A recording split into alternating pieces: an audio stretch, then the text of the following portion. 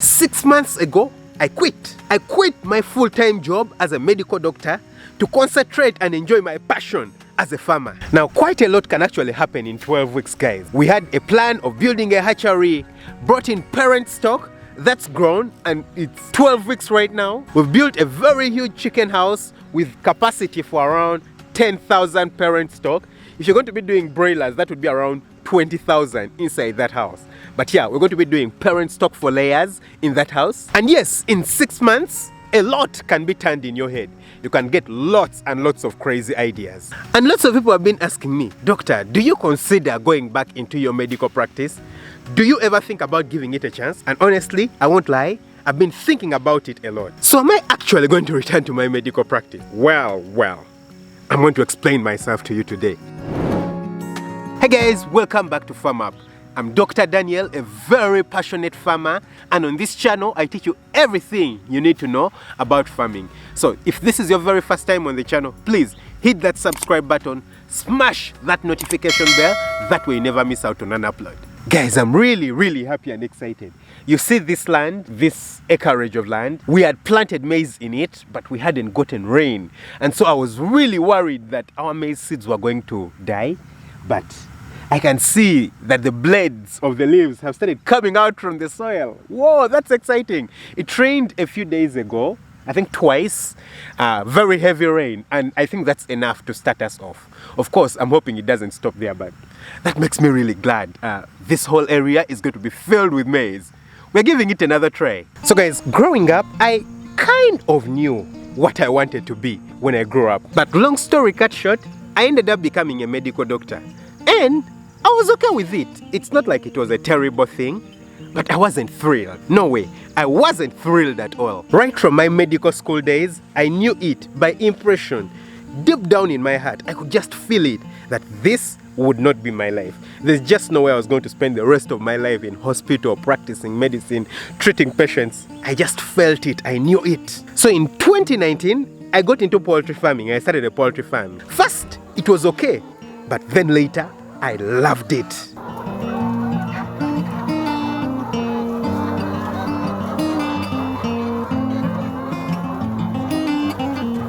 Now, of course, me loving poultry farming at that point doesn't mean so much.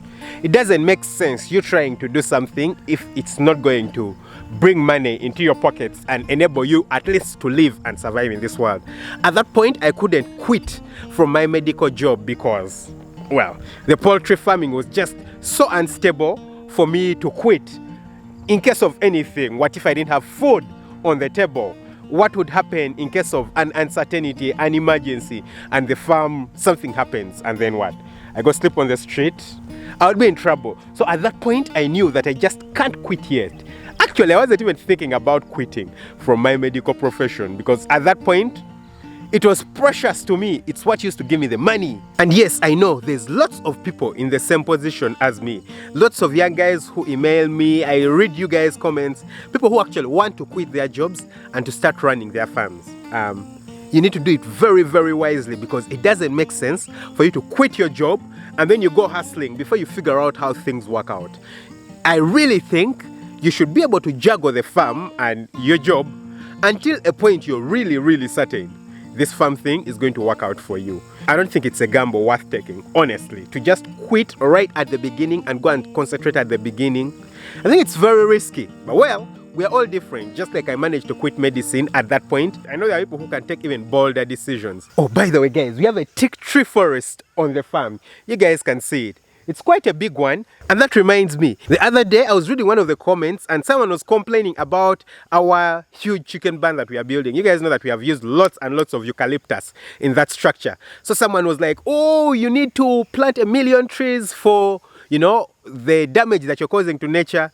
And you forget that the reason such trees are planted, the reason such forests are planted, actually for commercial use. Like honestly, which houses would you be sleeping in if we were not cutting down trees? Yeah, so I know it's important that we don't cut down trees, but we actually plant lots of trees every year, millions and millions of trees, in order to be able to build and use it for stuff like that.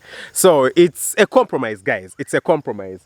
This is all we can do, you know, try to plant as many trees as possible, but at some point we shall need to use them and we shall cut them down and Probably another section of the farm will be planted, maybe, 40, 50 acres planted with another lot of trees at that time. And then later it could be needed to be cut down and another section planted.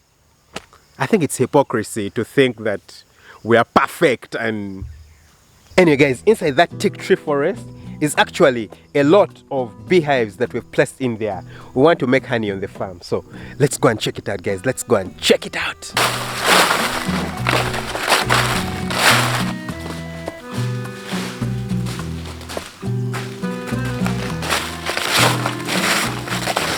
Alright guys, here we are in the apiary. You can see the beehives in the background.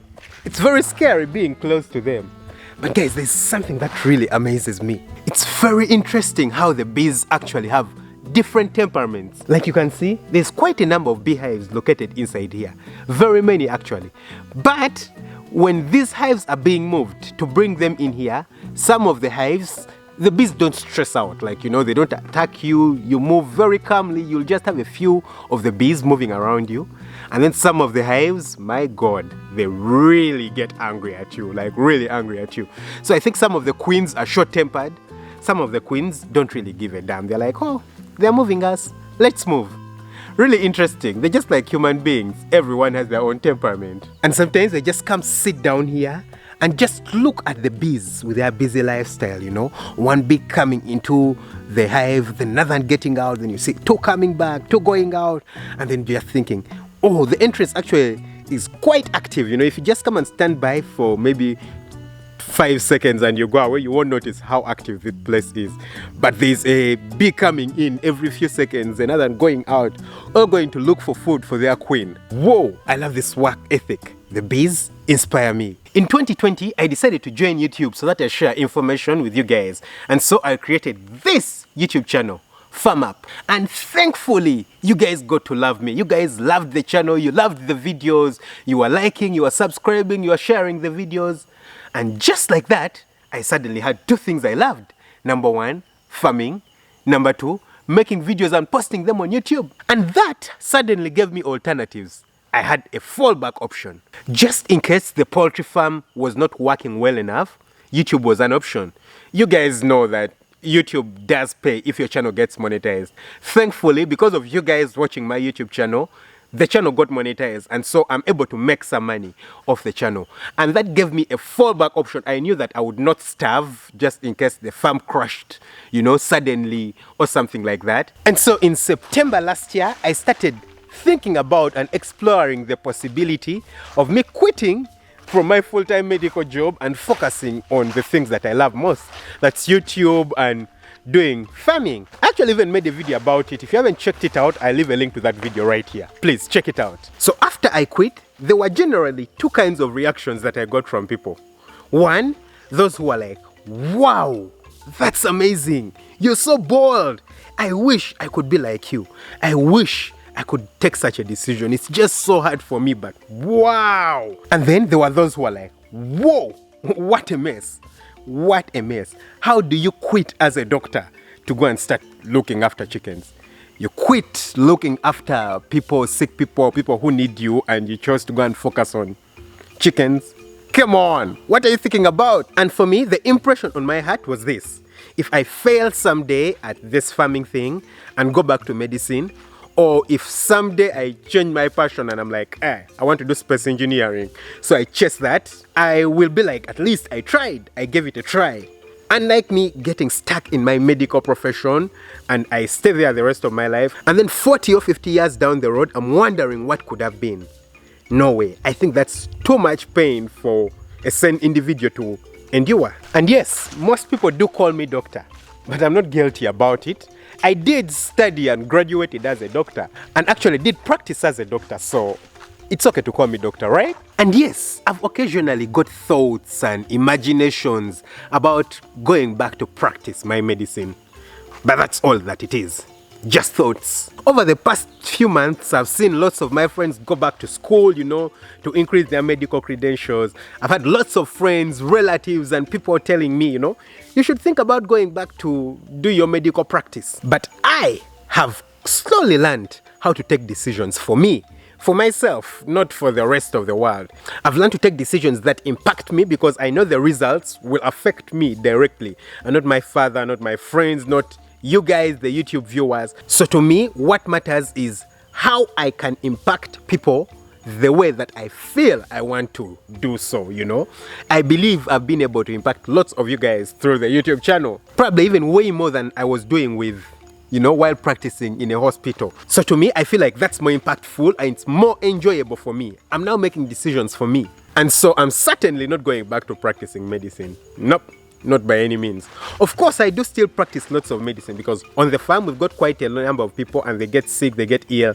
So I have to manage them until it gets really complex, or I think it's complex enough for them to go and need a hospital. And then I have no problem volunteering, you know, go and work. But the purpose of working is not to be paid or to earn. That I have no problem with.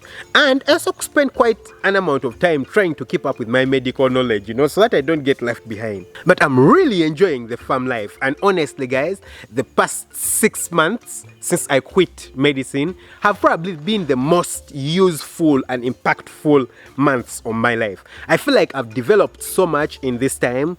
Of course, there's challenges. Challenges will never stop coming, and those will not stop anywhere. Sometimes they look bigger, but they're still challenges. But that has helped me to grow more, and I feel like I'm becoming a better person. I'm learning more. You can see that the farm is growing more. Slowly by slowly, I'm impacting more people. And for now, my path certainly still is with farming. Not by any means am I going back to practice medicine in the very near future. At least for that, I'm still certain. So you guys still have me here, full time.